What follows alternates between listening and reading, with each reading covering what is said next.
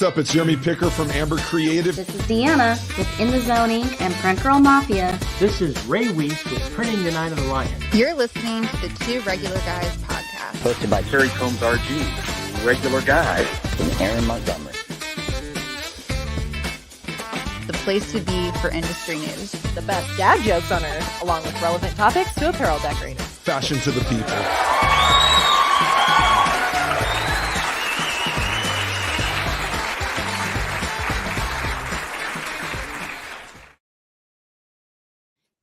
All right, welcome into the show. It is Friday, May 17th, 2024.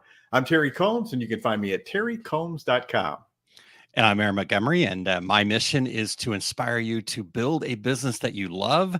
And today, Terry, we're going to be getting into the second part of our three-part series. So there's a lot of numbers here. So So part two. Part two of part two. Yeah. So shocking to most of the regulators here, we did go a little long last week. So we've got more content for this week. I know the shocked face there. So today we're going to get into, kind of this idea of what I would do differently starting a business, kind of if I knew now what I know now, what I would do differently then. And so last week we did get into the more nuts and bolts, like actual nuts and bolts equipment side of things. We had a great deep dive that you led for us, Terry, and the screen printing equipment.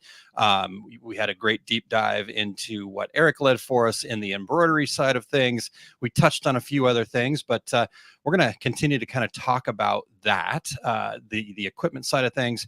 We're going to talk about sublimation, DTG, DTF, heat presses. Who knows?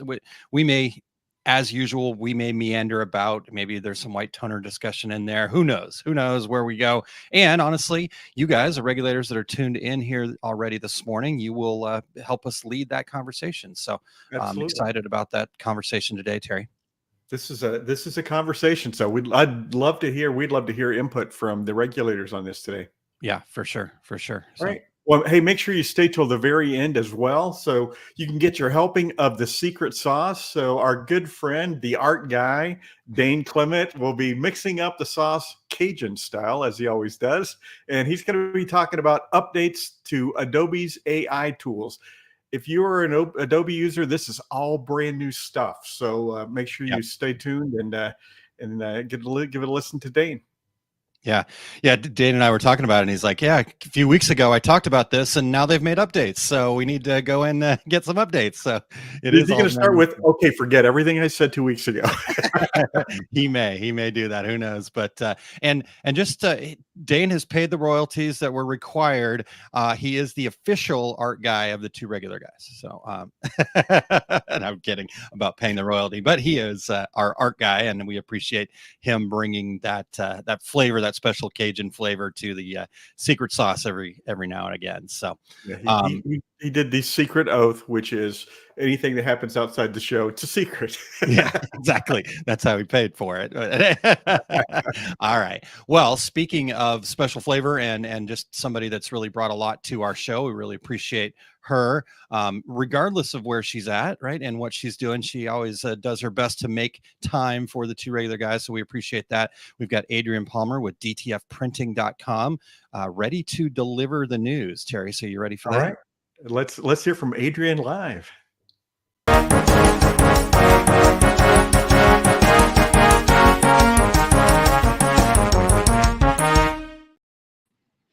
Hey guys, so happy to be here. Thanks for having me, no matter where I am in the world. First up with news for the week, Stahls has added contract printing services for apparel decorators who have overflow production needs or incoming requests that are outside of their in-house capabilities. Stahls contract printing is designed for existing Stahls customers who are at capacity and need assistance with some level of fulfillment. Contract printing is currently available for the Ultracolor Max TM DTF transfers and Stahls emblems and patches. Next up, Printing United Alliance has launched its newest iLearning Plus industry courses, which are available to users around the world. Alliance members receive a 20% discount on courses, and students and educators have complimentary access to iLearning Plus throughout the year. Classes include expanded color gamut printing, creating PDFs for print production, Print 101, Introduction to the Printing Industry, and more. And you may wonder why I am in a car right now. I am outside of Lawson Screen and Digital Products facility to celebrate its 75th year in business. So if you're in the St. Louis area, this news is for you. Today's open house is open until 3 p.m. Attendees will receive live demonstrations of DTF, DTG, and screen printing automation technology offered by Lawson and its partners Epson, Roland, and DTF Station. And tomorrow, Logo Daddy is hosting an open house to celebrate its new location in 17 years in business. The event is open to industry professionals and customers. Tomorrow's events will include a Unite Together 5K fun run, printing demos, a facility tour, dunking booth, DJ, food trucks, giveaways, and a live episode of the Shirt Show podcast that I actually will be on. So, and actually that may not be live, but we'll be recording it tomorrow. So stay tuned for that. DTF Printing is a media sponsor of both events. So if you are in St. Louis, I hope to see you today or tomorrow. And to read more industry news and stay up to date with industry events, you can always head to dtfprinting.com. So thanks, guys. Have a great weekend.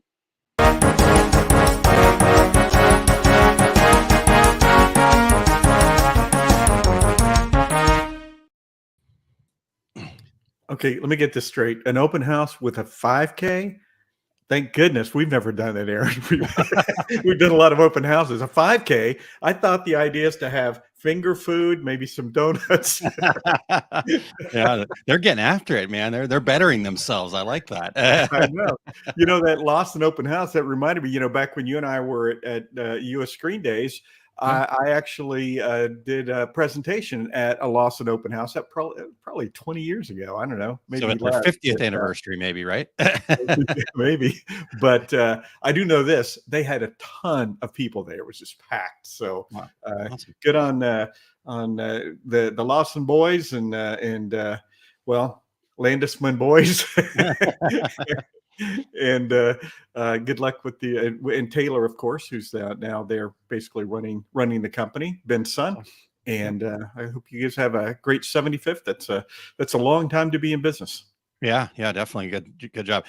Man, I may have to try to figure out how to break free this afternoon and get down. I mean, I am in St. Louis, and since Adrian's there, not that I don't want to go see the Lawson folks, but yeah. All right. And then Logo Daddy, I might just show up after the 5K. I don't know. but in your gear. Yeah, darn it. All right. Well, thank you very much, Adrian. Appreciate you being able to deliver the news and just like she's sitting in the car and yet she's still like perfectly professional. I'm like, wow, that is impressive. So you know, we did have to point out to her before the show went on that you are not the first person to come on this show from your car. So we did have Matt from the Rhinestone World do an entire episode with us from his car, because they were doing construction inside of his building, and there was some out behind the camera in front of his car harassment from his staff, though. There was, yes. That I do remember that. All right. Well, we've got the regulators checking in already this morning. We appreciate them tuning in. And again, this conversation here today, we're going to let you guys help steer the ship, so to speak, as we talk about some of the more digital equipment needs that we might have. And so we've got Chuck bright and early this morning. Good morning. And he's finally getting it, gentlemen. He's got it in quotes for us. So I appreciate that. And Michelle says, good morning, gentlemen, and all the regulators. We've got Mo checking in.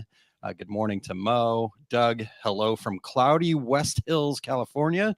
And so we've got Ramona checking in, and Cajun. She's ready for some Cajun sauce, I believe.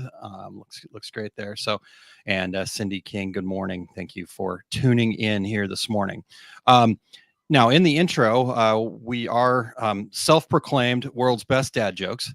I guess it's not self-proclaimed because we didn't actually say that. Right. That's somebody else recording that is on their own saying that. This is on the internet, so it must be true. We are the world's best dad jokes. Like all right, whenever congratulations, the best cup of coffee in the world. It was a great movie. Oh my gosh. It's a very similar award, everyone. Yeah, very much so. All right. Well, Terry, let's see. Let's see if we can test it out and see how our dad jokes are today. So, Eric, whenever you're ready.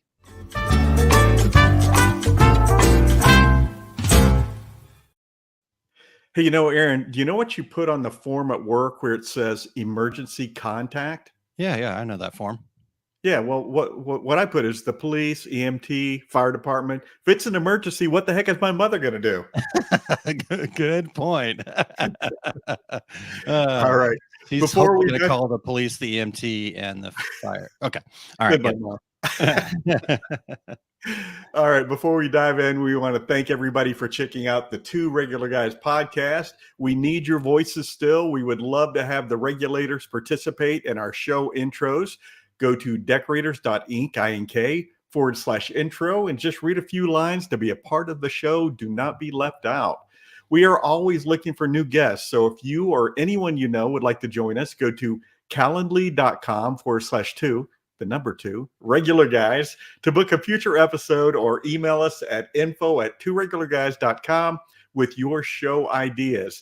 If you are listening to the podcast version of the show, we would appreciate you sharing the Two Regular Guys with all of your industry friends so they can become regulators too. We would appreciate you giving us a review on Apple Podcasts, Spotify, iHeartRadio, Amazon Podcasts, YouTube Podcasts. Wherever you do your podcast listening, we are there. So if you're watching live right now, especially today, we would love to have you join in with your comments and questions about what you would do now, or what you would do then, knowing what you know now. Yes. Is that straight? Yeah, that's straight. Yeah, I think you got that. I think I messed it up at the front of the show. So yeah. If I knew what I know now, what would I have done then? Yeah. Yeah. So, I think we're getting there. Well, okay. Would I have done it? Yeah, exactly. We didn't even bring that up. We just assumed everybody would be right on board with I'm plunging forward, but maybe just a step to the left or step to the right. Yeah, you can just make those adjustments here. And not the time warp dance, actually ideas to the left. Yeah, time travel is science, Terry. That's a whole different story. It's a real thing. All right. Well, Terry, let's dive into this then. Let's get into it. So we did start this journey 2 weeks ago, as we mentioned. So the idea was going to have part 1, part 2, and then part 2 turned into 2 parts. So that's why there's a jumbled soup here. But basically, this is part 3 of If I Knew Then, What I Know Now. Right. So where do you think we should start today's journey? Well, we did screen printing, we did embroidery. I think the natural next progression, next part of the industry is sublimation, Aaron. Yeah. And I think today is really going to be quite a bit about digital, right? And so starting with sublimation, I think great place for us to start. And I guess now I didn't do this, and so this is more of a for folks that have maybe gone through this challenge, right? So we go out there, we look at these systems, and we see, okay, I get this one at this amount, this one at this amount, and they all say sublimation, and we just it's a natural instinct that we're going to go with the less expensive one, right? And a lot of times that is a third-party ink system, right? And so we're going to convert something, and nothing wrong with this. This is very doable. But I think as somebody starting out, you're going to be adding additional challenges to your plate that you don't need to, right? So I guess what I would do is make sure that I start out with something that has a full warranty with high quality inks. I'm not saying that you can't get a third-party system, make it work, but when you're starting out, that's just adding another layer of variables to the potential challenges that you're going to have to wade through when you run into problems, right? Like, I'm not getting the colors that I need. This is splotchy, right? And if you have a fully warranted high quality ink system, then you can kind of start checking off some of those boxes. What's probably not the ink. It's probably not right. Maybe I'm not pressing it right. And, so you just automatically get rid of some things. And then plus the warranty of it is also important because you're not in you're not in this business to be a printer repair person, right? I know people that have done very well with the third-party ink systems, but they also spend a lot of time replacing their own heads and, things like that. And so at the end of the day, I think it's important. Sublimation inks kind of build as this like one size fits all. Sublimation ink is sublimation ink is sublimation ink. But the reality is not all sublimation ink is the same. Even with the more expensive cartridges, right? Ink is actually one of the smallest costs that you're going to find in your sublimation process when you step back from it and you do the right. If I'm making, a coffee mug, this little bit of ink, even if I'm spending, I think some of the more expensive cartridges are kind of in the $200-$300 a piece range. Maybe I'm wrong. Somebody that is more current in that today might know that are using kind of the desktop models. But even if it's $200-$300, you're still only talking about maybe 25 cents worth of ink, right? And we're talking pennies worth of ink on some other things. So ink is a really small cost, yet we make a lot of our decisions based on that initial ink cost. And I think that might be something that we can do differently. So, Aaron, in all types of decorating too, that's one of the first questions I hear from people. Well, how much is the ink? And, how much are the cartridges? How much is the bulk ink bottle? And I would say, okay, well, the cartridge is $275, but what it costs you to do one item might be $1. You can't look at this cost over here, and you have to extrapolate it to, well, how much of it am I using though? Am I getting 2,000 images out of that cartridge? That's a whole different ball game. And Aaron, when you're talking about buying the third-party ink systems too, basically taking a desktop inkjet printer and converting it into a sublimation printer, it's kind of like when the people call me up and say, well, hey, I'm thinking about buying some used screen printing equipment. And I get that call a lot, and I'm all about that, but only when you have experience. Because if you buy used equipment, and you touched on this, it malfunctions. You don't know if it's you or the equipment. So I tell people steer clear of used equipment until you're in the business and you know what you're doing, basically. Sure. And then have your go have your way with buying used equipment. And I think you can take that and like you said, just to kind of extrapolate from that. Okay, start there, and then now I need to figure out ways to potentially reduce my costs. And again, sometimes I think that we spend way too much time focused on reducing our cost and not enough time focused on increasing our perceived value. But that's a conversation for another time. But Lori Donovan here shared, and Lori's a Sawgrass ambassador, and so she knows this information. A full bleed coffee mug costs 3 to 5 cents worth of Sawgrass ink. I mean, so we're talking nominal, right? And I'm not selling this thing for $1. I'm selling it for $10, $15, $20. And so your costs are in other things. I mean, honestly, your biggest cost is the time. Right. The time that you're spending on it, that's your biggest cost in most, especially in this digital world, is your time. Well, actually across the board with what we're doing, Terry, it's the time. And when you start looking at the time, because now if I, went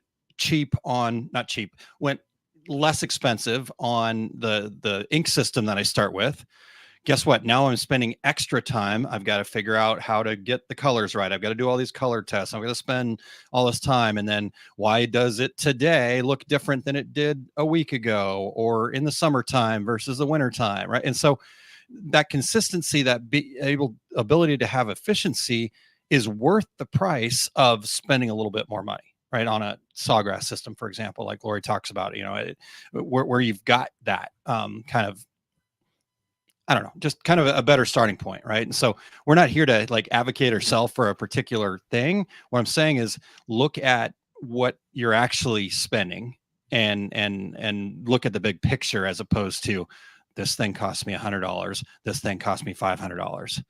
$100 is going to be where I start, right? So Aaron, it's like it's like we could have brought this up on week one, episode one of here, where sometimes you're not asking the right questions. It's not how much is a cartridge of ink, it's how much does it cost. Just like the 3 to 5 cents for a coffee mug. That's the real question. Yeah, exactly. Perfect. Yep. All right. The other part of sublimation, two more points that I want to make here, Terry, is if I were starting today, and this is definitely something that I would look at a lot more now, is I might look a little harder at a wide format system, right? And I get the desktop systems; they're great. They're obviously in a really good price point, but when you start looking at, and if you are concerned about costs, getting into that wide format system, and maybe it's not 44 inches, right? Sublimation has always kind of had that as a demarc for wide format, but that's a whole another long story that we won't get into on here either. But maybe it is a 24 inch or something like that, because again, I'm trying to figure out how to go quicker. I'm trying to figure out how to spread out my costs. So a wide format system might be worth looking at earlier on. Now you're printing onto a roll of paper. And so that's a little bit different than sheets. And so, because one of the challenges that I always found for me using a desktop system was, okay, I've got a sheet, maybe I've got one of the 11 by 17 printers, right? And I've got that sheet, but I just want to print a coffee mug. So do I cut that sheet and then try to feed that in and change the size of the paper each time? Or am I going to print and now I'm going to cut off, right? Yeah, you could put different paper sizes. Like I know somebody that does nothing but mugs, and they just bought a whole bunch of small format. In fact, they were just doing little C88 printers. This was back when those were in production. They had like 50 C88 printers that they fed with mug size paper, and they just printed all day. And that way they didn't have to cut anything. And so, I'm not saying that wide format's the solution. What I'm saying is look at how you can be more efficient. And by using a rolled paper, I can print, yes, I'm still using the entire 24 inches, whatever, 44 inches. But if I just need to print a strip, I print a strip. Now, what I would also say then, if you are going to do that, make that investment in a RIP software that does the nesting. Like I spend money for Wasatch for my 24-inch sublimation printer, and I use it for the nesting. To be honest with you, I mean, yes, there's other functionalities and features of it, but the price of the RIP is worth it in the nesting. Because I hear people, and Terry, this might be something that plays in the DTF, DTG, well, DTF for sure. Like, oh, I've got to build this gang sheet.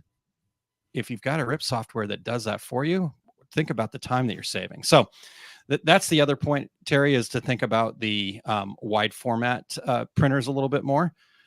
So anything on that before we? And at least in the Epson printers, the larger format printers have a richer black ink than that like the entry level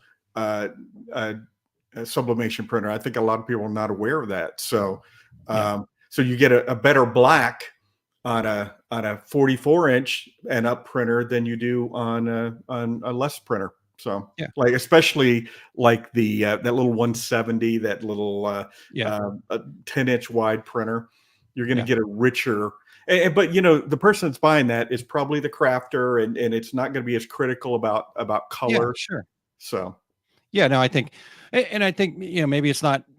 Yeah, I think you're exactly right, Terry. It's that idea of just make sure you understand what's out there fully, and don't just kind of go into it going, okay, this is where I got to start, right? I got to start with this 8.5 by 11. I've got to start with this 11 by 17 printer because I'm just getting into it, right? Who says that's true, right? And so, and then I guess the last bit here, and we will talk about this a little bit more later, so I don't want to belabor it already, but you've heard it on this program over and over again. Heat press quality really matters. And in sublimation, it is more, in my opinion, it is more crucial than any of the other decorating techniques out there, right? Like a quality heat press is so crucial in sublimation, where you can kind of get away with it on some other ones, but we need even heat and pressure to get the best result in the sublimation world, right? So that even heat and pressure are key. And so investing in that heat press that's going to give you continuously even heat and back that up with a warranty is important, right? And like as a sublimator, if you're not testing your heat press regularly to make sure you don't have a cold spot or a cold area or something like that, you're just begging for trouble. And you're going to go, oh yeah, I'm going to put this, $20 slate under my heat press, and I'm going to ruin 5 of them before I realize that I've got a cold spot on my my imported $200 heat press. Right? So how many ruined $20 pieces of slate do you have to mess up before you realize that maybe investing a little bit more in that heat press was maybe a good idea? Well, it's like, and how many customers did you lose that you didn't know? And sublimation, right away if you have a good print or a bad print. But if I'm doing vinyl, if I'm doing DTF, if I'm doing plastisol transfers, I might not know that when my customer got that garment that it didn't wash out or didn't wash very well because of that heat press. But I'm going to wait to get on my soapbox to talk about heat presses. All right. I feel very passionate about heat presses. All right. I knew I'd get you started a little bit. Well, I think I was just warming you up because, Terry, it's time to dive into DTG, DTF here. So, All right. Well, when in screen printing session last week, I'd at least start with the DTG printer to do both DTG and DTF while I build my business. And the reason for that is, well, a couple of reasons. One, I'm a screen print snob. I've accepted that. You guys know that about me, which means that with DTG printers, I can get more of that screen print feel. And if I want to do DTF transfers, my DTG printer is going to be a lot more forgiving. Yeah. So in other words, I can take most DTG printers and turn it off for at least a couple of days. With an Epson printer, I can turn it off for 2 weeks because as a sideline business, I may not be running that machine every day. So a DTG printer is going to be more forgiving than a standalone DTF printer. And why? Because DTG's had 19 years to get it right, and DTF is fairly new technology. So we're still going through a little bit of those growing pains of DTG, or I'm sorry, the growing pains with DTF that we went through with DTG. Now it's a shorter window because a lot of the pain we went through with DTG 19 years ago, and might be sorry for the dog. Paisley Joe agrees.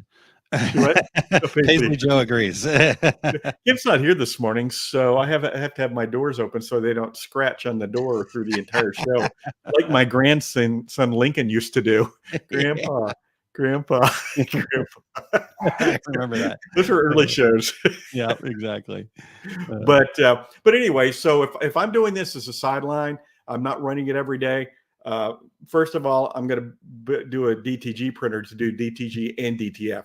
And as far as I know, there's not a DTG printer on the market that can't also do DTF transfers, which is, actually it breathed new life into DTG because for anybody who doesn't know, DTG works best with 100% cotton. It works absolutely, totally best with ring spun 100% cotton, that tighter weave, that smoother surface.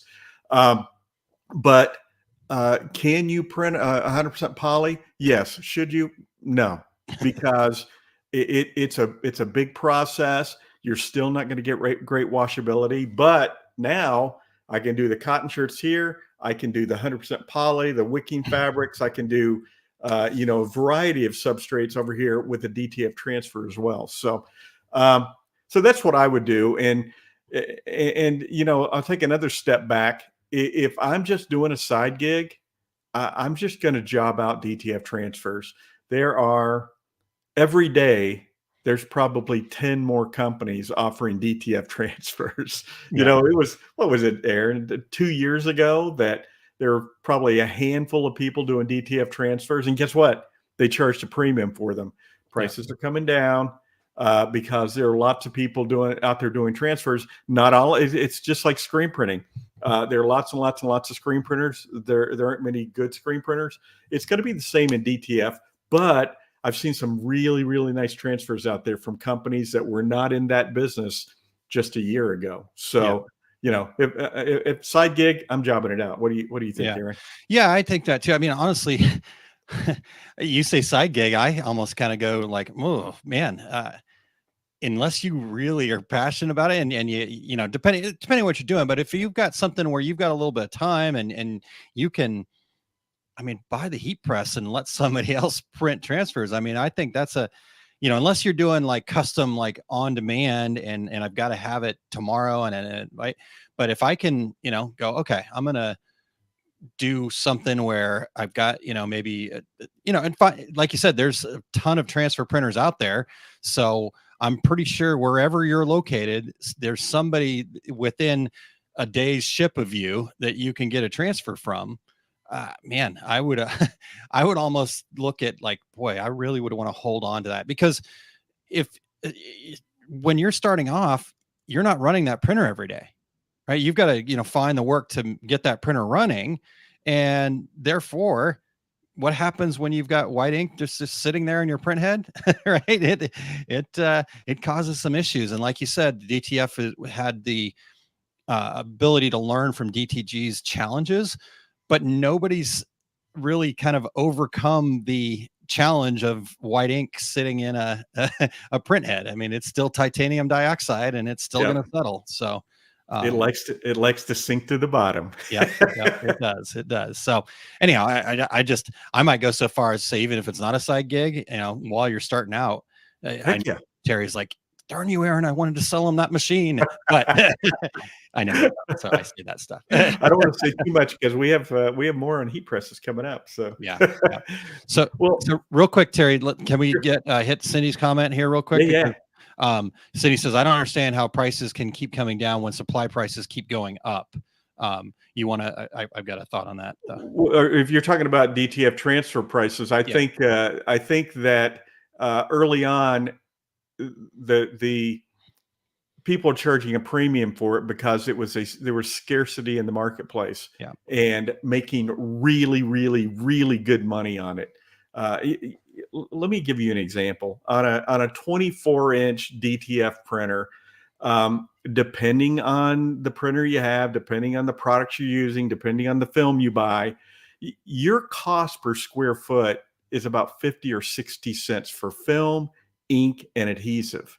And if somebody's charging $8 for that transfer, and there are plenty of folks out there charging $8 for that transfer, they're making $7.50. Now, it's not taking into account labor and things like that, but pure costs. And so I think the $8 transfer was just let's make hay as the sun shines, as my mother would say. Not on my emergency list. I would never let her say that.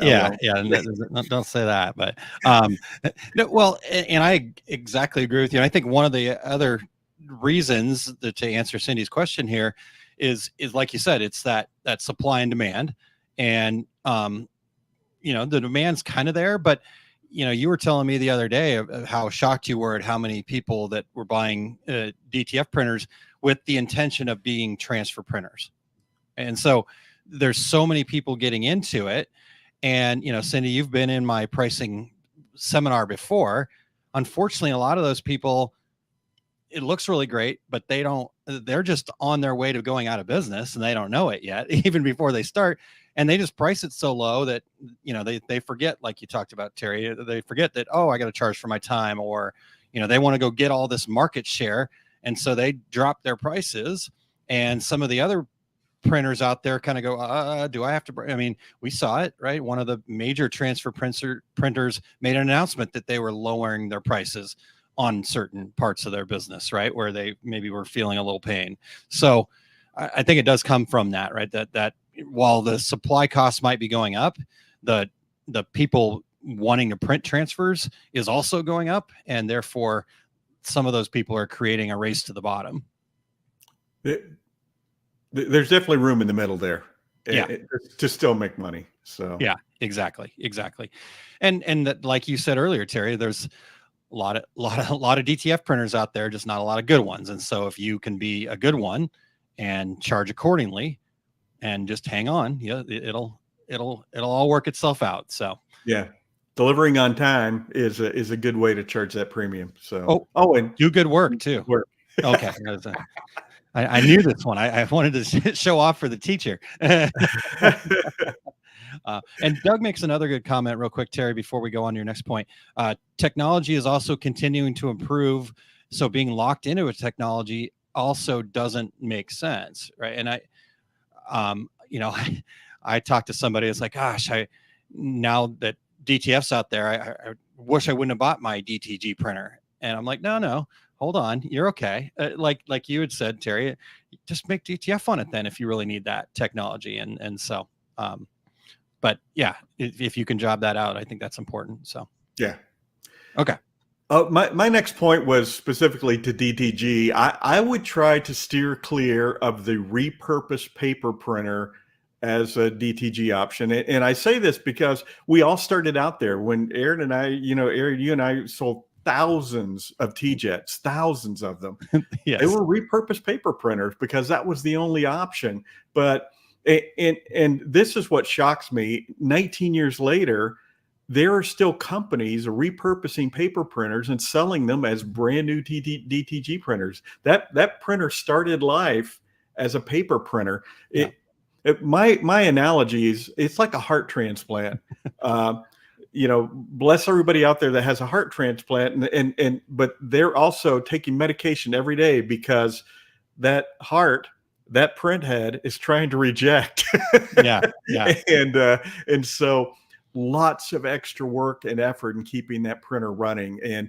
And so when you see things like, if you're leaving the printer for 3 days, flush all the ink. If you see leave your printer running 24 hours a day, if you see you must print something every day, that's probably a repurposed paper printer. Go into the RIP and look at the details of the RIP, and it'll tell you what printer that printer started life as. And chances are it's an Epson something.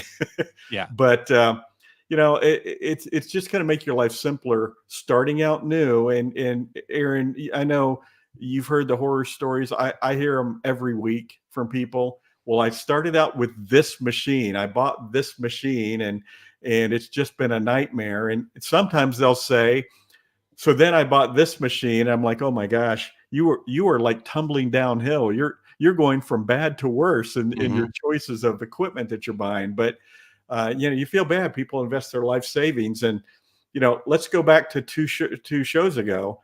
Do your research. Talk to people who own this equipment.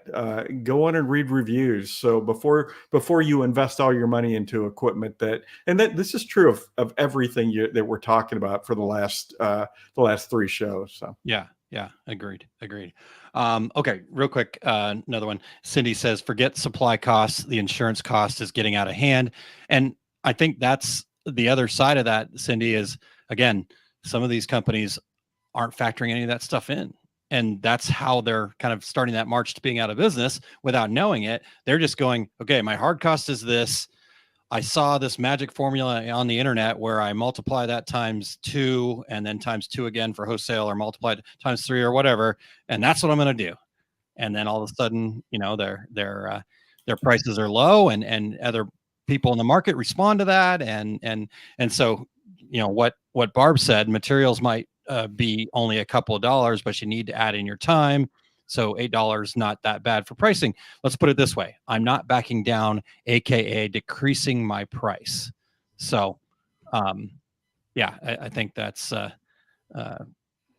good point, right? Just hang in there. So, all right, Terry, and then Doug, we're going to hold on to that until we get through the end of Terry's points here on the board. And then Doug, I like your question there. So I'm going to put a star on that for us. So. Get a pin in it. Yeah, put a pin in it. All right, go for it, Terry.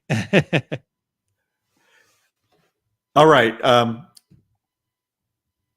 having a little audio trouble on my end, so I'm going to get through my part, and then I'm going to ask I'm going to ask Eric if he can jump in during the commercial so I can reboot on this end and talk about heat presses with you, if that's okay. Yep. But we don't really have the option with purpose-built DTF printers right now. Just about every printer on the market uses an Epson i3200 print head. That's as close to purpose-built as we're going to get right now for DTF. I've heard rumors, Aaron.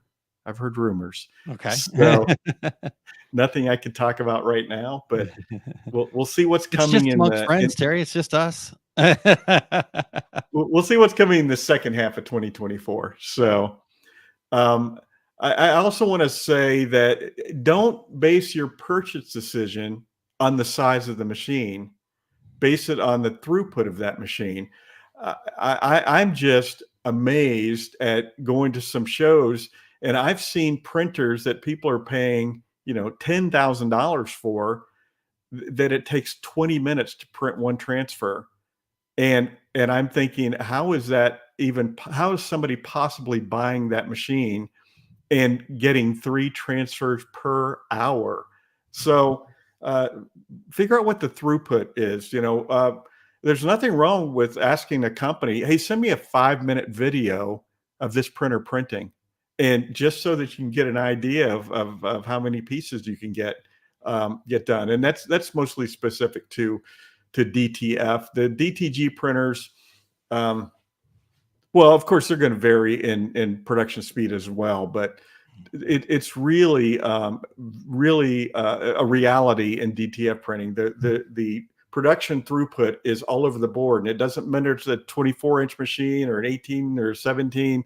Throughput varies from machine to machine, and I've heard a few things of late too that are impossible. No, that machine does not run that fast. It's not possible.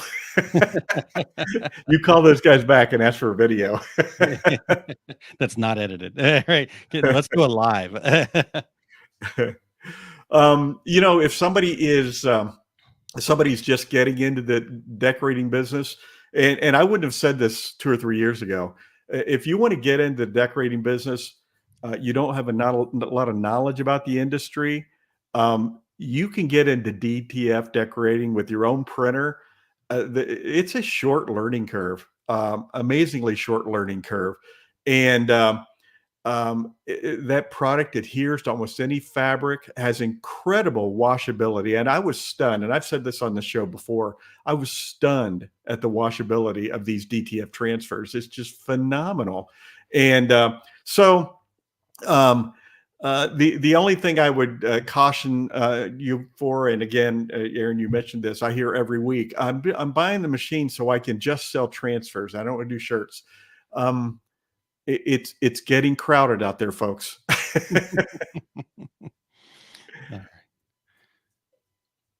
So, I'm sorry. Go ahead, Aaron. No, I was just gonna say, any other points there, and before we let you do a just that if I'm in DTG or DTF, I would subscribe to or purchase an online store option. Setting up online stores with either of these decoration methods is ideal. So. And with that, Aaron, if you want to go to commercial break, I'll be back in a couple of minutes. Sounds good. Eric, we're just going to dive right in because we're gonna skip over this. We've got some other things to get to. I apologize for pushing buttons and just throwing you on the screen. That's all right. I mean, a little warning would be good, but I'm doing all right. At least I'm here, and I did. It's kind of like to be on camera when I come up to you at the bar and I just put the shot in front of you, and well, that's nothing new. All right. Well, so Eric, let's sure. I want to, if you have anything that you want to share on the DTG DTF front. I know kind of you made a point last week about the training and the support in the embroidery world, and so I think that's a big deal also in the DTG DTF world. Any thoughts on that? I think in general, I mean, I can't say that that's a bad idea for any of these equipment purchases. Really, the total cost of ownership is what I talked about a lot last week, and I think that's the same thing here. People don't think of the cost of figuring something out for yourself too. There really is something to be said for robust support and education, and I think that's the same thing here. I would love to see more training, and I think that part of the problem is that though there is a very short kind of lead up going from, direct to garment, direct to film, there still is some, and there's still some knowledge that needs to be there. And certainly I would love to see more people talking about what Terry kind of hinted at, which is the market too. I think that there is a gold rush period for anything. This includes new trends and new types of decoration. These things all exist, and that gold rush period feels really nice at first. But the people who are going to have kind of the ability to stick to that market are people who are going to be skilled and established and understand what they're doing, how they're pricing, and what that means. And so I would like that to be stressed a little bit too. It's hard because during that gold rush period, it's very easy, especially for folks that aren't like our Terry, who is very conscientious about how he sells. There's people who will be just like, yeah, this is the new thing. Get in on it. Here's what the printer package I've got for you. Yeah. And you want to make sure people have your best interests in mind. So yeah, support training, always important no matter what you're going to do. Yeah. Yeah, for sure. Okay.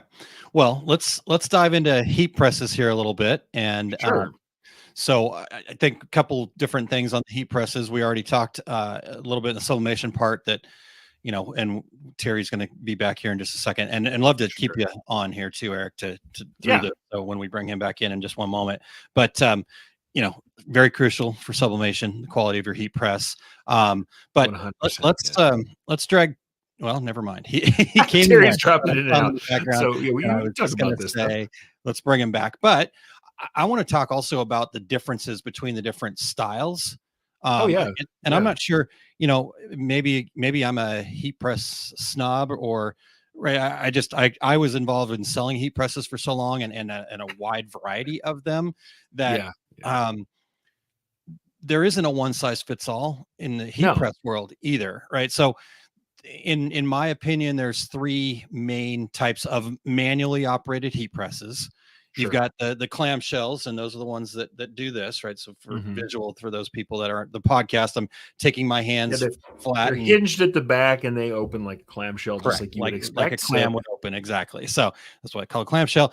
Then you've got the swing away press, which the heat lifts straight up and then swings out off of the bottom platen. So it's up and out. And then you have what would be a drawer style, which the heat lifts up and then a drawer pulls out. Now, Hottronics has a kind of a hybrid version, their Fusion, which is a drawer and a swing away all in one.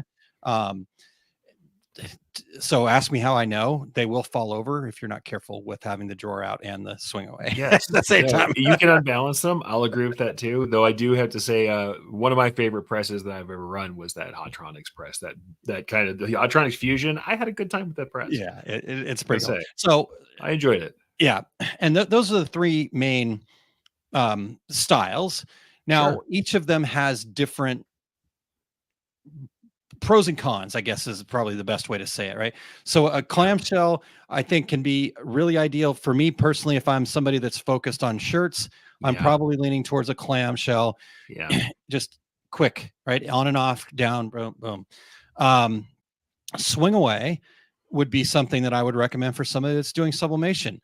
So the nice part about the swing away is that when the heat is done, it comes straight up, or when you're going down, your pressure is coming straight down, and pressure across the entire surface. Correct. Whereas a clamshell, right? You got something thicker in there. Yes, you can get it adjusted, but you've got this kind of wiggle where so you might not get right. So the swing away definitely there. Now, on the downside of the swing away, you're going to need a bigger footprint, because you do have that swing where it comes out. I can't tell you how many shops I've been into and have seen holes in the side of the wall next to their heat press. Swing away. And then also from an ergonomic standpoint, that head is a bit heavier. And so that repetitive motion can cause some physical damage for folks. Now, the same thing is true of the clamshell, Eric. Absolutely. You've got to get the height right.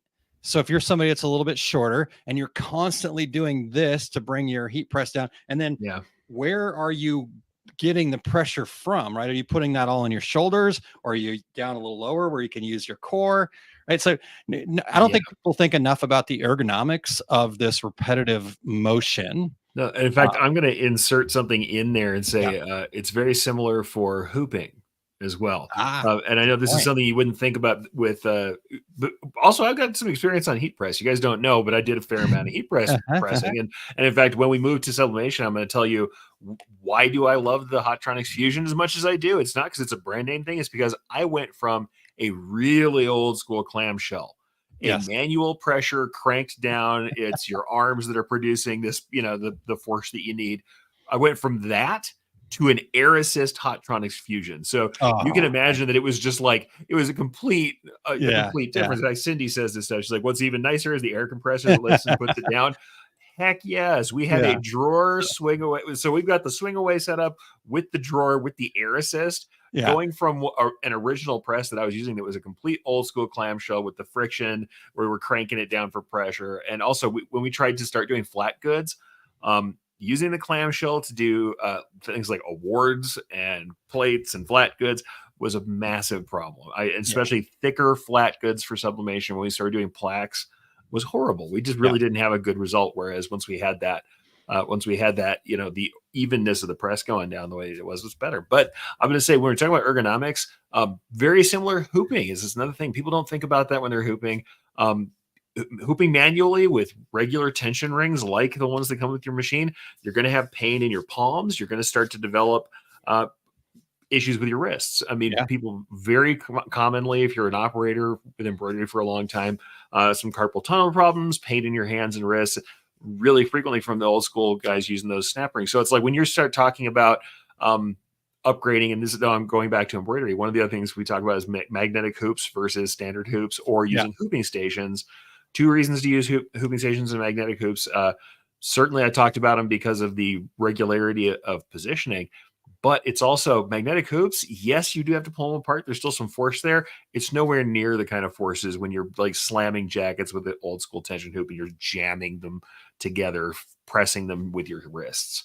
It's a lot of force. And then hooping stations, once again, if you have your table right and your station right, the height of pulling that shirt over that board over and over, it's very similar to that, that ape hanger problem that we talked about when people are putting their presses too high, especially if you have an old school press that doesn't have any sort of assistance, or just a standard press that has that handle that you're cranking down.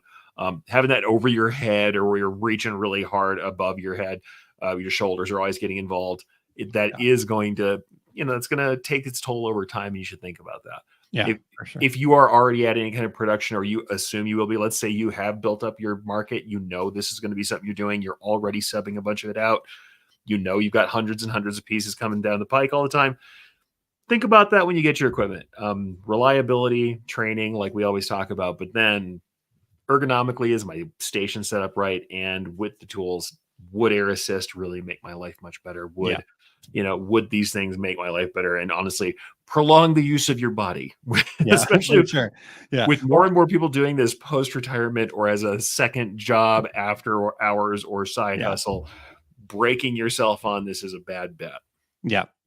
Barb says, and we'll read Barb's comment here. I really like my Stahl's Hotronix Fusion because of the pull-out door. I have arthritis to pull, and the pull-out is so good. 100%. I have lowered the table, which helps in pressing. I'm short, so it's easier on the shoulders. Just thinking about those. At first, we don't, right? But then after you've had that run of 100 shirts and you're feeling it the next day, you're going, oh, that's why, right? And and 100's the beginning. We always know, like you start pressing hundreds and hundreds of pieces, and it will absolutely get you. And funny enough, especially when we talk about, and I'm sure it's the same with mugs, with everything else, anything that's got compression on it, where you're pulling a strap tight, where you're clamping something down, that's going to take force. And that force is going to cause damage. Yeah.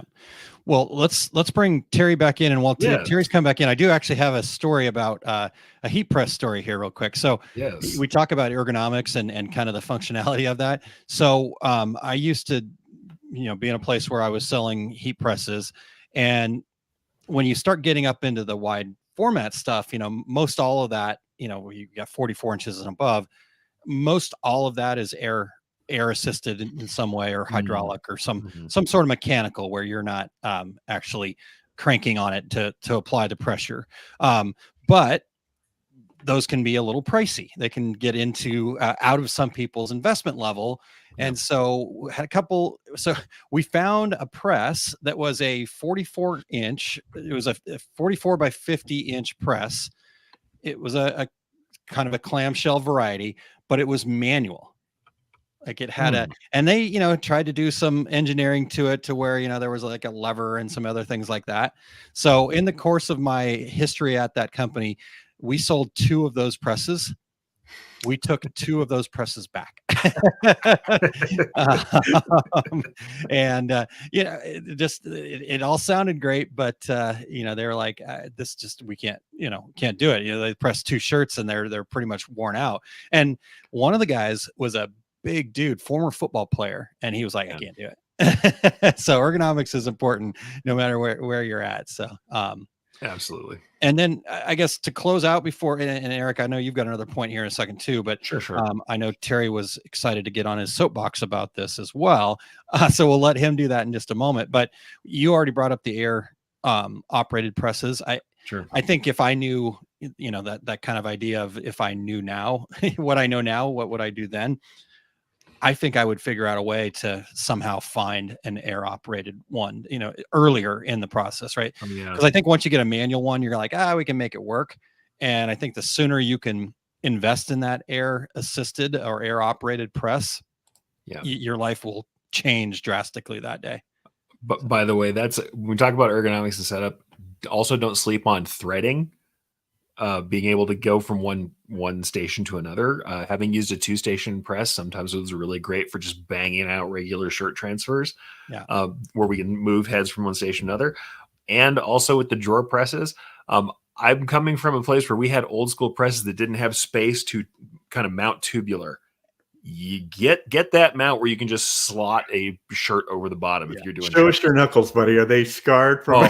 Yeah, man. Like the presses that were tabletop presses, and it's very much like old school hooping used to be on the flat tables. We had to roll, you have to like move part of the shirt out of the way or put something in between so you weren't pressing it to itself. Or there's a million things we used to do to try and get out of the problem of not being able to actually slide the shirt under easily.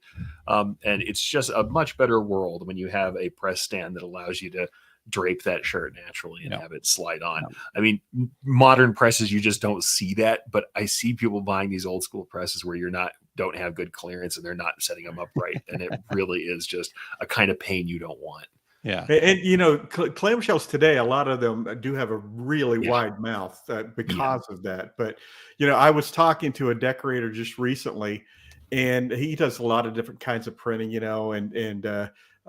does DTF, he does solvent printing and this and that. And he said he bought a dual air-driven heat press, and he said it was the best investment he had ever made, any equipment purchase he had ever made in his business. So there's real life.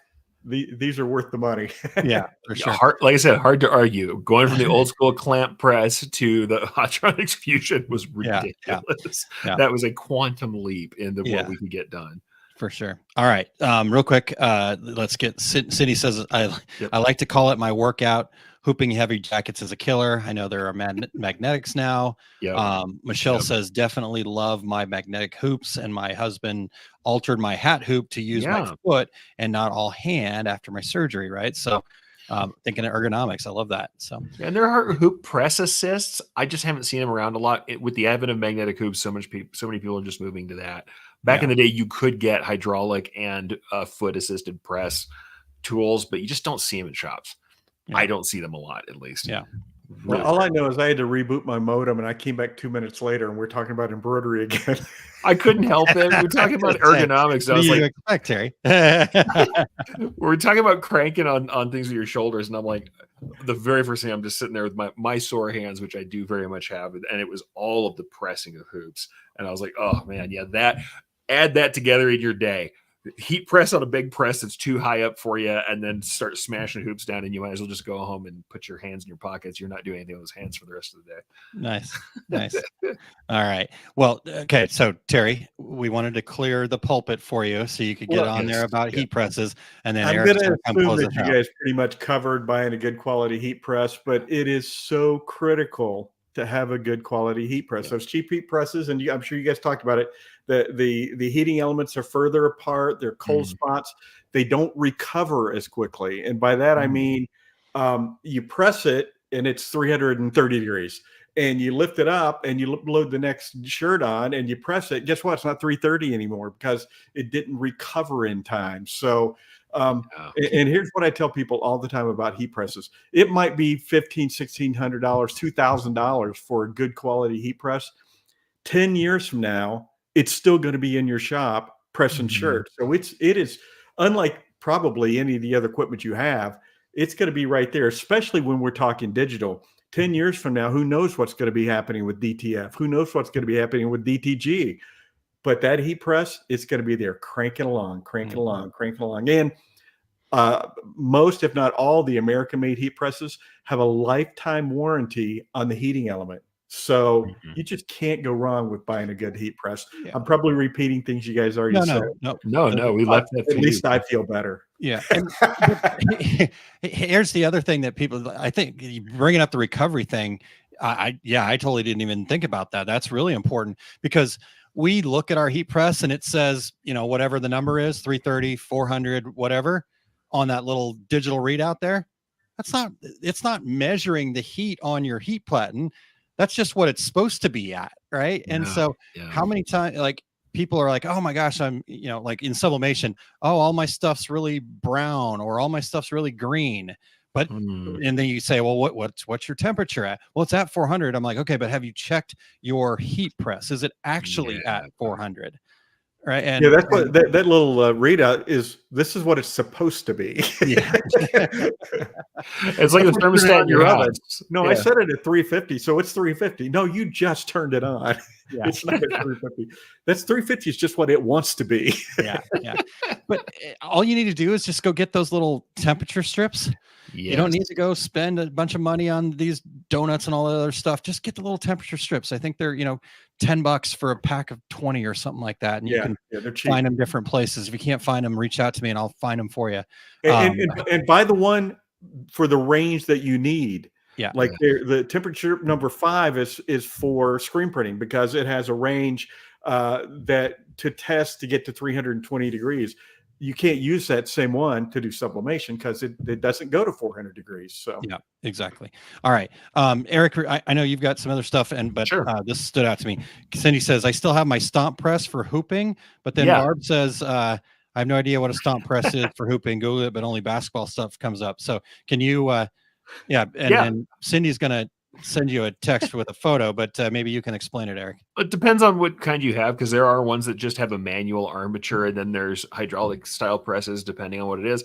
It's essentially just something that allows you to press in the top hoop to the bottom. You guys know embroidery hoops, and I don't think I've got one where I can reach and grab it right this second.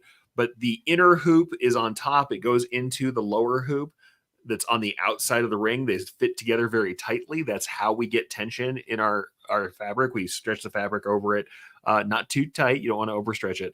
And then you press that top ring into the bottom ring. Well, you can use an assist. You can put those things under one of these stomp presses, which is colloquially what she's calling it. And it will then press it down. You can use your foot for the power with a lever, or you can use an actuated, hydraulic press to pop that in. Oh. Now, let me tell you what even pressure. It puts even pressure on it. And also you're just not using your wrists.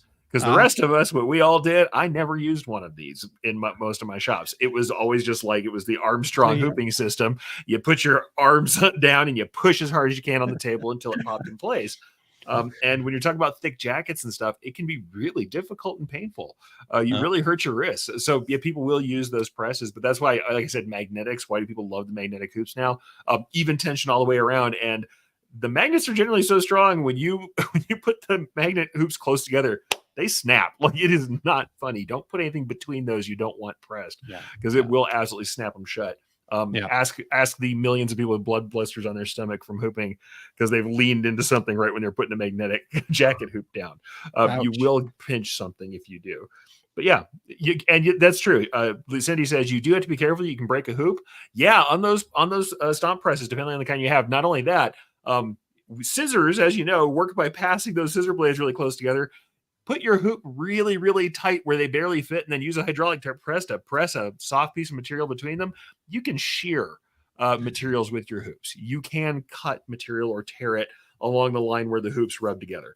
So if you have like you're using performance material and you've got a stop press, watch those tensions on that hoop, because you not only will you cause hoop burns like shines and discoloration around the hoop because of the extreme tension and the crushing of the fibers, you can literally cut stuff. Wow. I've done it manually. All right.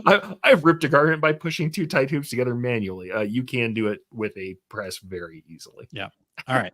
So we've got a couple more questions about heat presses here, but Eric, why don't you kind of close us out with your last point on the heat presses? We'll get to those questions.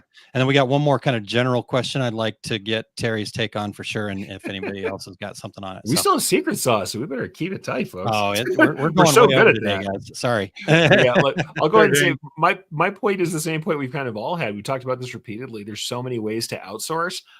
Whenever I go to an embroidery shop that's an embroidery only shop, somebody who's started entirely out of the embroidery side of things, and they're starting to get that request for print, the very first thing I say is, yes, it's great to find your dream team and partner up with somebody, but if you really want print in-house, if it's not possible for you, you want to be in control of that, then the heat press is absolutely your first buy. It's the first expansion I put on any embroiderer, not only because we need them anyway. You're doing applique, you need a heat press. You want to permanently fuse stuff down. You're doing a lot of patches, heat press. That's the way you're going to do that, to get those adhered correctly and use commercial adhesives and have nice even pressure.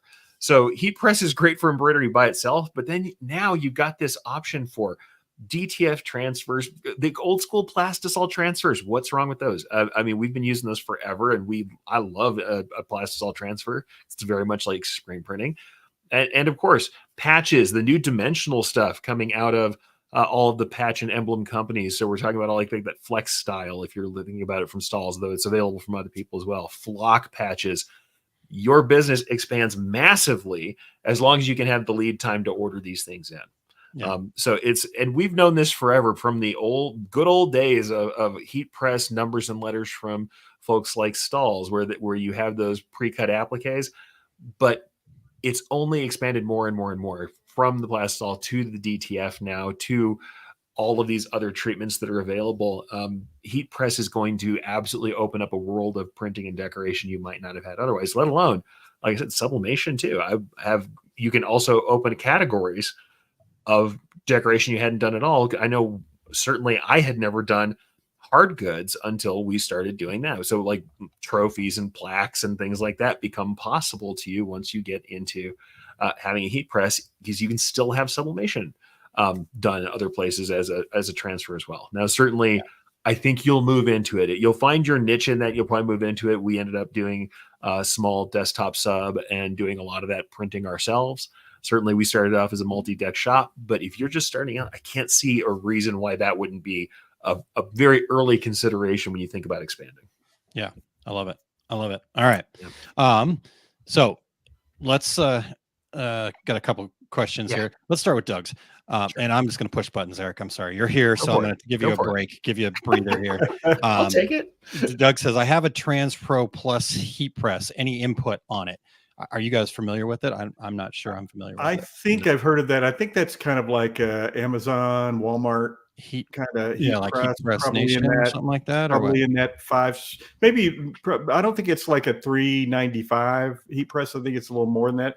I don't know, good or bad, but I would recommend, Aaron, just like you were saying, get some of those temperature strips. Call any screen print decorating supply company, and they'll have temperature strips. And I test it to make sure that you have uniformity. You're getting to the temperature it says that you're getting. Yeah.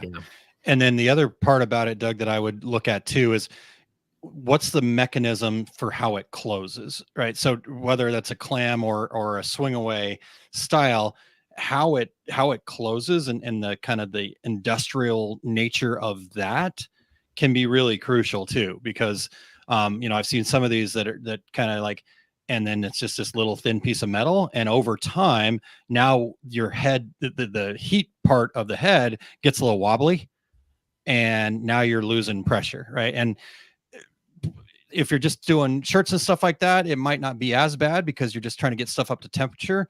But again, maybe you're not getting all the adhesive from a transfer down into the fibers as well as you could, or something like that. And then on sublimation, yeah, if you've got some wobbly there, you're going to get that, I don't know, kind of orange peely look, or like it looks like somebody dropped water on that part of the transfer, because you kind of have blowout. What's happening is the sublimation ink is gassing, but there's no pressure to keep it down into the polyester, so it's just kind of floating out of there. So anyhow, I think that heat press would be what we would call a crafter type heat press. For somebody who's not going to do a lot of heat pressing. Okay. All right, Eric, did you have some feedback on that? No, I mean, I can see which ones you're talking about. Certainly, it looks like some of the presses we've used, because he's talking about it's got clamshell, it has a drawer style pull out, it's heavy. Okay. Yeah, it's hard, because I'll say this: it's the same thing in the embroidery world now. There are lots of brands that are coming in where they're certainly more equivalent to what we're used to. That are brands coming out of China. That's just the truth. Yeah. But the thing I'll say is the capability is the capability. If you've already got one in-house and you've purchased it, then the best thing to do is to do those diagnostics. I think that's the way to understand it, is to use it and to test it. Get test strips, check out your field, check out your actual temperature at the platen. Do an occasional wash test. Do some wash testing. Just make sure that you're aware of its capabilities. Because honestly, I have that same question. Somebody will invariably get me once a year with a machine I've never heard of. Yeah. But I'm also going to say this, and this is something that I learned from my good friend Joe Kramer. We've had him on before, and he did production for Abercrombie and Fitch. He said, "Do you think all the places that I went to around the world making A&F gear were all on brand name machines?" You'd be wrong. The truth of the matter is, a lot of them can be capable, but it's just harder to know what you're getting and harder to know what you can service if the brands aren't super recognizable. But it looks like you got something there. And a lot of exactly. And a lot of what we're talking about here is that, like, if we're just starting off and this is what we know now, right? Here's so again, we're just trying to say, take the variables out of that. I've seen people make all sorts of things work. I've made all sorts of things work. But is it going to be long-term ideal, right? And if you're looking for long-term ideal, then, but yeah, I mean, I've been over to Europe plenty of times, and all these heat presses we talk about over here, not necessarily there, right? And yet, they're still doing it. So, and we're not all going to be as educated on every brand that's out there. I mean, Doug's saying he got his from Expo, so it's at a trade show it was showing. Yeah. As long as they're supporting it, as long as it's working for you, then I think it's a great press. Totally. I had dinner about 2 weeks ago with a decorator from California, and I'm going to say he's probably been screen printer, other types of decorating for 30 years. And he was telling me that he bought a Chinese dual heat press, and he's a guy who would know.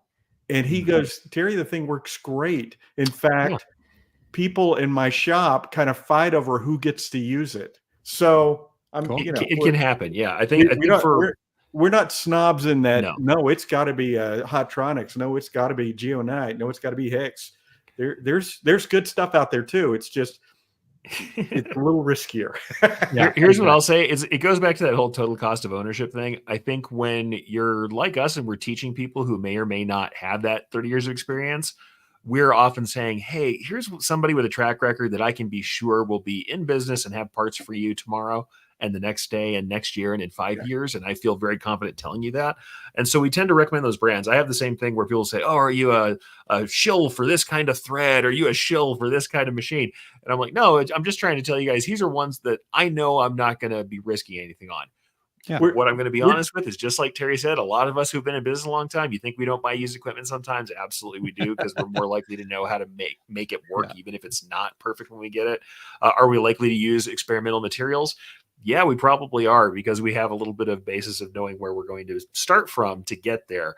But if we're telling you when you're first starting out, "Hey, here's the thing that I know you can get a tech out and service," or "Here's the thing I know is going to work the way I explained it to you without having like that extra process of studying it or trying to figure it out or trying to diagnose something before you ever get on your feet," it's more about that reliability and that cost of total ownership and education that it takes to run the thing. Yeah. I think we're also trying to cut out some variables for people. Sure. It's not the heat press because you bought this quality heat press. It's not this, it's not that. Yeah. So, because if you start having issues, you don't know where to start if you're a newbie. Yeah. It could be anything. No, like I said, listen to the people who have them. Like we're having a discussion in the comments. Chuck says, I have a HP and Signature Series 4, done thousands of items, no problem, a little slower, about $1,000 cheaper. If you have a quality bunch of people, Chuck, Barb says, Chuck, I've got the HP and Signature Series Minecraft Room, pressing sublimation and rhinestones. If you have a ton of people who are using these and they're getting uniform quality and they can talk about it, that's when we talk about that unofficial support. If you have a group of people who's using them, it's all going very well, and you can get some of that information, hey, it's less of a risk because it's just like everything else. If you see it in the wild being used and people are getting reliable results out of it, take your chances. That's not a problem. I think like we talked about a lot of stuff, we use a lot of brands where we know in production long term, we know they're going to hold up and we know who's going to service them for us. But that is absolutely not saying you can't make it work. And honestly, and like we haven't, I know I've used some machines that I wouldn't sell to somebody else, but I've used them and made money on them because I knew how to make them work. But it's not necessarily what I would do for a brand new person for sure. And this, I agree with Cindy. This is kind of this: use what you can get, figure out what you like and you don't like, judge for future purchase. Go ahead. Yeah, there's nothing wrong with that at all. I don't think there's anything wrong with that. What you have now, if you can use it, no problem. Be aware that if you're struggling with learning a process and you've got some, old bullet written piece of equipment that's been out there for a while or something that you really don't know is from a random supplier that you got as cheap as you could, that could affect that learning process, and it could affect your overall ability to produce the highest quality stuff you want to. That's the thing. It's reliability and kind of things that are a known quantity. That's kind of how it is. All right. So we've got, I told Doug we put a pin in his question, but I feel like we need to put that pin a little bit deeper into that question. And maybe we can come back and make a whole show out of that. I don't know if you guys, what you guys think of that. I don't know if we can make a whole show out of it, but we'll see. That's so hard. Hang on. We're going to basically take Terry out back and see what kind of secrets we can get out of him, and then bring that to a show. So we'll ply him with stuff from the bar. That's maybe. Here, that's how that works. Maybe a Sailor Jerry or something along those lines. So swim up bar. It's going to be 100 degrees in Phoenix today and tomorrow. So I'll be the higher the shelf is, the better. I'll be out back at the swim up bar. There you go. All right, well, we'll catch him at the swim up bar and we'll see what we can drag out of him here. But okay, I know Dane is not going to be short because he's got a lot to cover in the secret sauce. So again, we're deep into it here. So we're going to do this as a lightning round. So this is not like anything more than personal preference. Sure. And we don't need a lot of explanation or anything, but Noel says, what is a good air press? So if you had to go buy one today, what would you buy? Terry? I like the Hotronics dual air. It's a Hotronics. They've got different ranges of products, but you said lightning round. It's a high end, fast, really good heat press. All right, good. Eric? I'm just going to preface this by saying this is the only one I've ever gotten to put my own hands on and use for actual production, because I'm just going to agree with Terry. Because we had the Hotronics Air with the swing away in the drawer, and it was really great. My problem is I know lots of people who run other brands who love them, and especially some of the brands we know and love out there in the industry. So I'm hoping, Aaron, that you have some other brands to tell everybody, because I don't want this to sound like as sponsored by Stalls. Yeah, no, it's not. And again, it was just, if you were to do it right now, and actually, I'm going to give you a secondary bonus thing that is actually lightning round for hat presses. Holy crud. The latest from Stalls, that press actually is a big deal. 360 IQ. I told 360 IQ. You can pay $800 for a hat press, or you can pay $1,800 for a hat press. Pay $1,800. It's worth every penny. That one specifically is built different, and I'm sorry. I've used All right. old school hat presses. Are you- It's a different animal. Are you guys going to follow up with Stalls and make sure we get that sponsorship payment? Or Yeah, what the heck? Like I said, I feel bad because I know I there's know. other No, no, no. presses. Hey, Geo Knight makes great stuff. I don't That's want to the have cool to list part. all the people. Yeah, that's the cool part about being able to do this without it Yeah. being by somebody, right? Like Yeah. we can say what we want to say, and Yeah. this is our opinion. So take it for what it's worth. All right, so lightning round, air operated Insta. Okay. I think they've Okay. got a couple of really good air operated presses and not Nice. terribly expensive. Now, do remember if you're getting an air operated press, you do also have to be able to have the air. Most shops do not. So you either got to get a compressor, and compressors are loud unless you pay for a high end one. So you may have to put it outside and run some hosing. So anyhow, there's more than just buying a heat press that's air operated. So just remember that in your purchasing decision. No. Yep. It's hard when you come from an old school screen printing shop where you have a massive compressor running and you can just run a line out. Running all those automatic presses. Yeah. Yeah. We had that. So I don't know a good compressor to tell you for building that up myself, because we just had one. All right. Well, great job, guys. Thank you, Eric, for jumping in and helping out. And Terry, great job as usual. Let's get to Dane here. So we've got some secret sauce coming your way whenever you are ready. I won't touch any more buttons there. All right, let's get you guys into the secret sauce.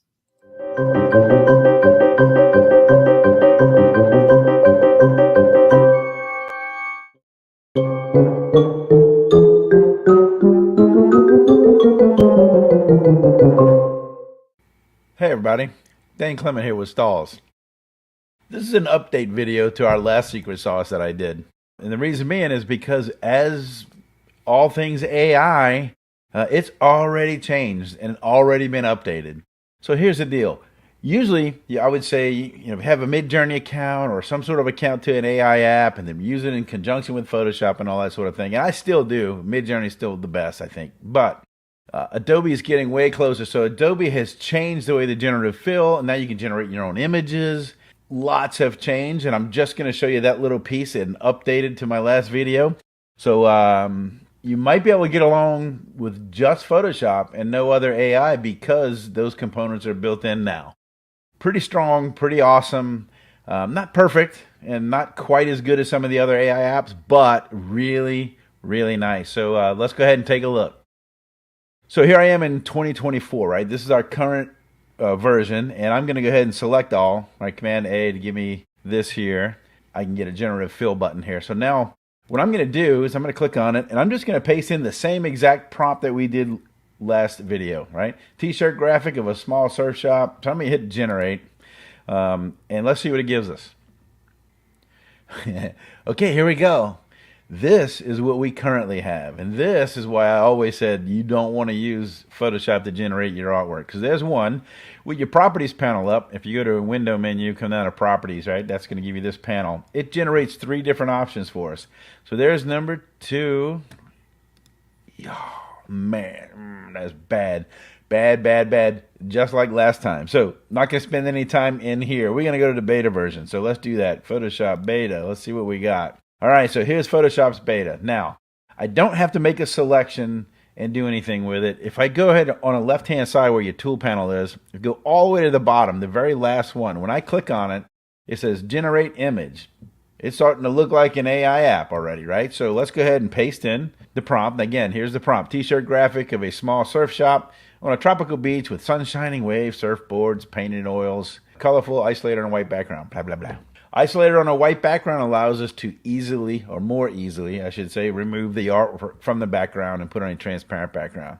So what we get to do, these are some inspirational things. You can click on it and see what their prompts were, but you can generate art or photos. It's going to do a better job, I think, with photos. You can try it out for yourself and see, but I'm an art guy. I like to generate artwork, or at least start with this. Now, it does give us some effects, right? So we can click in here. And we can take a look at popular effects here, some movements, techniques. I mean, acrylic paint, color shift, all this sort of things. I'm just going to go right back to the popular. I'm just going to choose paint because I want it to be a painting, right? So with that, I'm going to go ahead and hit generate. And it's generating with our properties panel again, 3 different options. So it just updated that same little workflow part of it. All right, so here we go. So The reason I put t-shirt graphic in there is because I'm a Mid-Journey user mostly. There's a bunch of other apps that I use, and they all seem to work similarly, right? So if I don't put that in there, and I just say, give me an image with the rest of it, then it's going to go all the way to the edges, no matter what shape or, I'm working on. And I don't want things going to the edge. I'm trying to make a t-shirt, so I kind of want to keep it inside. I really want it to be free-flowing. So it does a better job. One, nicer artwork. Let's take a look at this one. Way better than the last one, even with this big lemon sun thing going on here. Ooh, that's a nice. I like this one, except I don't like these drips. But we can always remove that sort of thing. So that's pretty good. I think I like this one best, just because I like the colors. I like the way it does break the borders here. I got a little bit going on there, and I got we probably wouldn't work on this one. We wouldn't use that there specifically. But we can work with this. What I'm going to do is you look over here in my layers panel, right? So that's the artwork generated on its own little properties layer. I can keep adding to that, but I'm not gonna. So what I'm gonna do is this. I'm gonna go ahead and just Command E. So I go to the flyout menu, right? I can merge it down like that. And I'm gonna duplicate it just so we can see where we ended up. Because I'm gonna add to this, and this is what I wanted to show. It does a killer job of the generative fill does, the regular generative fill in Photoshop. The one we have now works pretty well, even better in this one. So let's go ahead and build our scene, right? So maybe in this one, I got my lasso tool selected. What if we just go ahead and do something like this, like make a big blob here, and generative fill, we can say, add some hibiscus, right? Flowers and leaves. Let's see what it does. I do like the painting style. I think it's kind of neat. It's about to get blown away in this tidal wave going on here, but, it'll be all right. Ooh, that's pretty good. All right, let's see what we got here. I like it even better. I think I'm going to go with this one. I just like the way it breaks it up again, right? So that's what I'm trying to do. So if you notice, on that layer that it generated, this is a layer mask. That's what this piece is called. And right now, if I turn on and off this thing, you can see, watch this when I turn the background off. It sort of blends it in. So it's using a little bit of the background and a little bit of, what it's generating to kind of make it blend in. Well, we can paint some of that out. We can paint some of that in. I just wanted to show you, I like to merge these down. So I'm going to go ahead and merge this one because I do like this. So I'm going to go ahead and hit Command E, right? Merge down, Control E on your PC. So now it's just back to my art. So now I can keep adding, I can take away and that sort of thing. So let's just keep adding, shall we? All right, so it doesn't have any surfboard. So what if we did this? Let's go ahead and put a surfboard in here. Look at that. How about that? Man, I'm a professional artist or what? Look at that. That is a killer drawing. How about add a surfboard? Let's see what we get. It's like a slot machine in Vegas. I don't know what I'm going to get. What am I get? That's cool. Let's see what this one is. That's better. I think I like this one, right? And the cool thing is if I don't like any of them, we could just regenerate it. Do it again. Just hit generate. And it's going to do it again. And this is not like a Vegas slot machine. It doesn't cost us anything. All right, which ones do we like? That's interesting. Do I like the first one? That board's a little wonky shaped. I like these colors. We're going to go with this one. Again, Command E. There we go. Lasso tool selected. Let's go ahead and just do a little shape up here. And let's go ahead and add our famous seagulls. And you'll know what I'm talking about if you saw my last video. Add a flying seagull. That one works. I like that one better. Yeah, we're going to go with this one. I like it. Command E, Control E, boom. I'm making it into my artwork, right? Looking pretty good. So again, you could just, maybe we want to, add a hibiscus flower here. A hibiscus flower. And it is my favorite flower. Yes, it is. Truly. I like the red ones. If you want to get like really down in the weeds. Oh, kind of spidery looking. I don't know what's up with that one. It's kind of jagged on the edges. That's all right. You know what? We'll go with that because at least it sort of blends in with the rest of them. But you see what I'm doing. So let's do this just like we did last time. I wonder what happens if we do it like this and we say add a rowboat. Might be problematic because there's not a whole lot of room there, but we're going to do it just like we did last time. Add a rowboat. Whoa. kind of awesome. All right, let's see what. Nope. I do dig this one though. I dig it. So let's go ahead and merge all those down here. We got a Command E, right? Let's do it this way.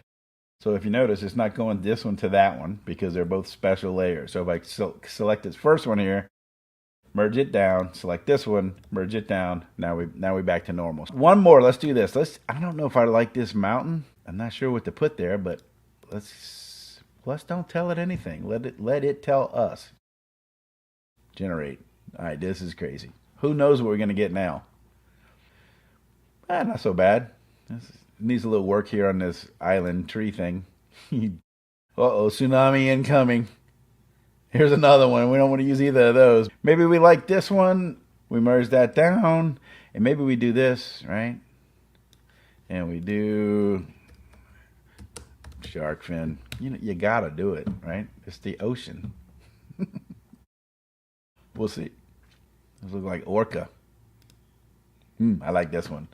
Command E, there we go. All right, so we started with this, right? And we turned it into that, which I'm not finished. We could keep going, but you get the idea. Make it yours. If it's almost like you want, or just start adding to it, fixing things, put something here, take something away.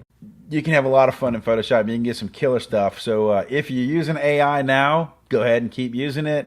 Work with it in Photoshop.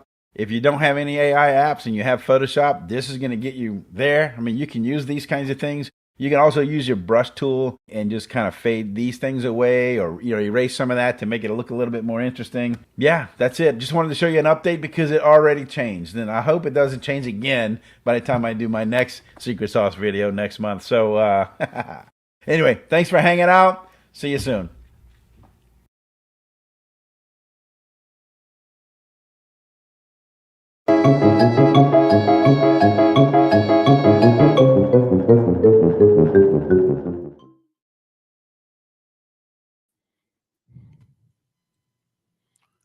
Creating graphics in AI is like a slot machine in Vegas. Hey, Dane had fun with it. You can't really blame him for that. And with all the stuff you can do digital, it's hard not to try that out. Yeah. There's a lot of mixed feelings going on around it, but there's some cool stuff you can do. Well, thank you very much, Dane, for that amazing secret sauce there. Yeah, learned a lot, and like a slot machine in Vegas. We'll just hold on to that one for sure. All right. Well, you guys, we've come to the close of another show. It took us 3 weeks to accomplish and plenty of bonus time. Almost 3.5 weeks.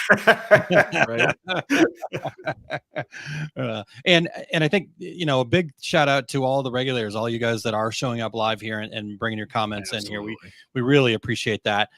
If you have other things that we want to cover, right? Like Doug's question, we're going to see how we can incorporate that maybe into a show or do other things like that. So, you don't get to 550 shows without a little help. So we need a little more help. So who do we need to talk to out there? And we're excited to go with the next 500 shows. So Eric put up on screen there. Just reach out to us, info@tworegularguys.com with any of your show ideas, questions, comments. Post them in here, and we'll get to it. So thank you guys very much for everything. Good job, Terry and Eric. All right, Eric, thanks for pushing the button, turning the knobs, jumping in at the last second. Hey, I know you're paying attention. Close as I can be. It's not like the old days where I can just digitize the whole time while you guys are talking. I got to really work. I can't just be interviewed and digitize on the phone. Exactly right. All right, thanks, Eric. Yeah, thank you, Eric. And next week we're working on a couple of things out there. So again, we've got Doug's question to work from. I know we're working on a couple of other things we won't talk about yet because we want you guys to be surprised. But we will see you back here next Friday at 10 a.m. Center of the Universe time. All right. Until then, I'm Terry Combs. He's Eric Campbell. He's Aaron Montgomery.